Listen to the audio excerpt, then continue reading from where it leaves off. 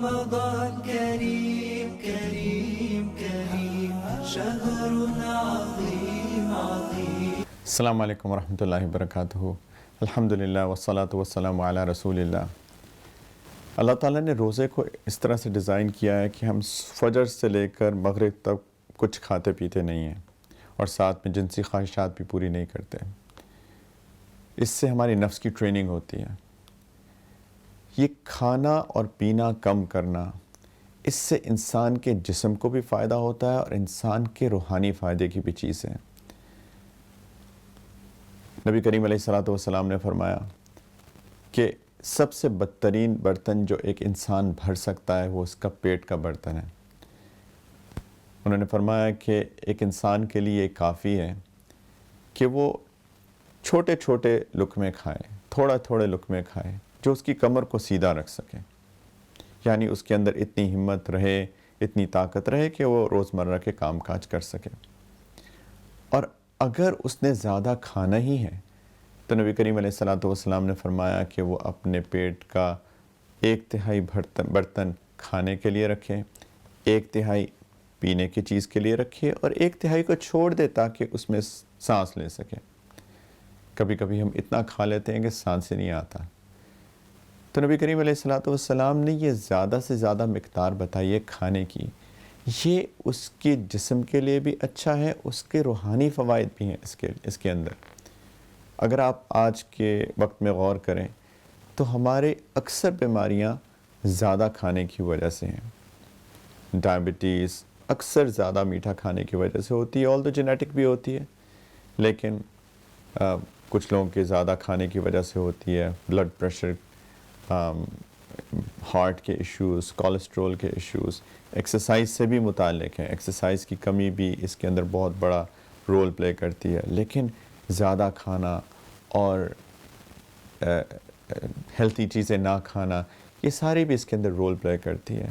تو جسمانی فائدے بھی ہیں کم کھانے کے اور اچھا کھانے کے، روحانی فائدے بھی ہیں. اللہ تعالیٰ نے ایک جگہ قرآن پاک کے اندر فرمایا، رسولوں سے خود خطاب کیا، اعوذ باللہ من الشیطان الرجیم، یا ایہا الرسل کلوا من الطیبات واعملوا صالحا، کہ اے میرے رسولو طیب کھانا کھاؤ اور اچھے اعمال کرو. اس آیت مبارکہ سے علماء نے یہ استدلال کیا ہے، یہ دلیل نکالی ہے کہ اچھے کھانے کا اچھے اعمال سے 1 to 1 ریلیشن شپ ہے، اس کا تعلق ہے. ہمارے جو استاد ہیں، ہمارے شیخ جو امریکہ میں ایک دفعہ رہتے تھے، بہت پرانی بات ہے، سالوں پرانی بات ہے. وہاں پہ ایک اسلامک انسٹیٹیوٹ تھا قرآن میمورائزیشن کا، حفظ قرآن کا، اس کو ہیڈ کر رہے تھے، اس کی سرپرستی کر رہے تھے. تو وہاں پہ ایک بچہ آیا ان کے پاس جو بہت برائٹ تھا، اسکول میں بہت اچھے نمبرز لیتا تھا، پوزیشنز لیتا تھا. ان کے پیرنٹس دونوں ڈاکٹر تھے اور وہ چاہتے تھے کہ ان کا بچہ قرآن کو حفظ کرے، نیک لوگ تھے. تو انہوں نے اپنے بچے کو ڈال دیا اس انسٹیٹیوٹ کے اندر، لیکن وہ بچہ ایکسل نہیں کر سکا، وہ اچھا نہیں کر سکا. تقریباً مجھے یاد تو نہیں ہے ایگزیکٹ کتنا وقت گزرا، لیکن میں اندازاً بتاتا ہوں کہ شاید 1 سال میں اس نے 1 سپارہ، 1 جز یاد کیا. اب یہ برائٹ بچہ ہے. اساتذہ نے بہت کوشش کی لیکن وہ بچہ آگے نہیں بڑھ پایا. تو ایک دفعہ ان کے پیرنٹس کو بلا لیا، ہمارے شیخ بھی تھے اور باقی اساتذہ بھی تھے، تاکہ بچے کی پروگرس کو ڈسکس کر سکیں، بات کر سکیں. تو پتہ یہ چلا کہ دونوں پیرنٹس جو کہ ڈاکٹر تھے، دونوں کام کرتے تھے، تو گھر میں کھانا نہیں پکتا تھا بلکہ باہر سے کھانا لا کے اور فاسٹ فوڈز اور جہاں سے بھی ان کا دل چاہا وہاں سے کھانا لا کے وہ بچے کو کھلاتے تھے. تو اب میرے شیخ نے کہا کہ یہ وجہ ہے کہ اس بچے کا قرآن کے اندر دل نہیں لگ رہا. انہوں نے کہا دیکھیں، اگر آپ اپنے بچے کو چاہتے ہیں کہ وہ حفظ کریں تو اس کو گھر کا کھانا کھلائیں، گھر میں پکائیں، اچھی چیزیں استعمال کریں، ذکر کے ساتھ کھانا بنائیں، بسم اللہ پڑھیں وغیرہ. تو تب انشاءاللہ تعالیٰ امید ہے کہ بچہ ایکسل کرے گا. اگر آپ ایسا نہیں کر سکتے تو پھر اس کا وقت ضائع ہو رہا ہے، تو پھر کوشش کریں کہ کچھ اور کر لیں، لیکن یہ نہیں کر سکتا. والدین سیریس تھے. والدہ نے کہا کہ میں گھر میں کھانا بناؤں گی. وہ بچہ جو 1 سال میں تقریباً 1 جز 1 سپارہ یاد کر پایا، اگلے 1 سال میں اس نے باقی سارے 29 جز یاد کر لیے۔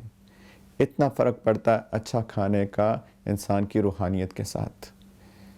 تو اللہ سبحانہ و تعالیٰ نے یہ جو ہمیں رمضان کا مہینہ دیا ہے، ڈیزائن ہی ایسے کیا ہے کہ انسان کم کھاتا ہے، کم پیتا ہے۔ ہمارا مسئلہ کیا ہوتا ہے کہ ہم لوگ اس کی کسر پوری کر لیتے ہیں مغرب اور فجر کے درمیان۔ کل میں نے کہا تھا کہ بالکل جائز ہے، حلال ہے رات کو کھانا، لیکن اگر آپ واقعی میں اس مہینے کو استعمال کرنا چاہتے ہیں، اپنی روحانیت پہ محنت کرنا چاہتے ہیں اور اپنے جسم کو بھی فائدہ دینا چاہتے ہیں، دونوں، تو مغرب اور عشاء کے مغرب اور فجر کے درمیان بھی اپنے کھانے کو محدود رکھیں۔ رات کا کھانا کھائیں افطار کے بعد، اور تھوڑا بہت اگر تراویح کے بعد بھوک لگی ہے تو تھوڑا سا ہلکی سی لائٹ سنیکنگ کرنا چاہتے ہیں تو کر لیں، اور سحری کھائیں، لیکن بہت زیادہ نہ کھائیں، اعتدال کے ساتھ کھائیں۔ اور میرا مشورہ ہے کہ زیادہ فرائیڈ چیزوں سے پرہیز کریں، کیونکہ ڈیپ فرائیڈ چیزیں ہم کو معلوم ہے کہ ہماری صحت کے لیے بھی اچھی نہیں ہے، اور ہمارے افطار تو سارا ہی ڈیپ فرائیڈ چیزوں کے ساتھ ہوتا ہے جنرلی۔ تو کوشش کریں، میں یہ تو نہیں کہہ رہا آپ بالکل ختم کر دیں، مجھے پتہ ہے کہ لوگوں کا دل چاہتا ہے، لیکن کوشش کریں کہ اس کو کٹ ڈاؤن کر دیں، کم کر دیں، ہیلتھی کھائیں۔ انشاءاللہ تعالی آپ کو جسمانی فائدے بھی ہوں گے، اور انشاءاللہ آپ کو روحانی فائدے بھی ہوں گے۔ آج کے مسائل میں سے رمضان کریم کریم کریم شہر عظیم عظیم۔ کچھ لوگ یہ پوچھتے ہیں کہ غیبت کرنے سے روزہ ٹوٹ جاتا ہے۔ پہلی بات تو یاد رکھیں کہ غیبت کرنا کبیرہ گناہ ہے۔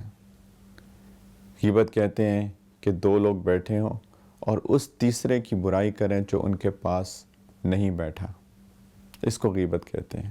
کہ اگر وہ بات اس کے تیسرے کے سامنے کی جاتی تو اس کو برا لگتا، اس کو غیبت کہتے ہیں۔ غیبت کرنا کبیرہ گناہ ہے۔ اللہ تعالیٰ نے قرآن کے اندر اس کی سخت ممانعت فرمائی ہے۔ اللہ تعالیٰ نے فرمایا ہے کہ غیبت کرنا ایسے ہے جیسے تم اپنے مردہ بھائی کا گوشت کھا رہے ہو۔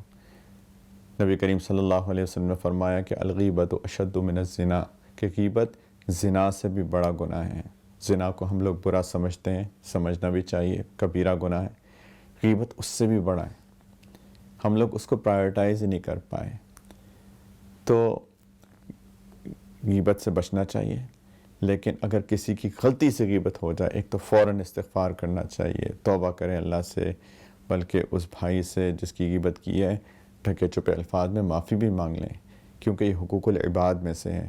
حقوق اللہ تو اللہ تعالیٰ اگر چاہیں تو معاف کر سکتے ہیں، حقوق العباد اس وقت تک معاف نہیں ہوتے جب تک وہ بندہ نہ معاف کر دے جس کے ہم نے حق نہیں دیا، جس کا ہم نے حق چھینا ہے، اور غیبت کرنا کسی کا حق چھیننا ہوتا ہے۔ تو اس سے بھی ڈھکے چھپے الفاظ میں معافی مانگ لیں، لیکن اگر کسی کی غلطی سے ہو گئی تو اس سے روزہ نہیں ٹوٹتا ہے۔ اللہ تعالی ہم سب کے روزوں کو قبول فرمائے۔ وآخر دعوانا ان الحمدللہ رب العالمین۔ رمضان کریم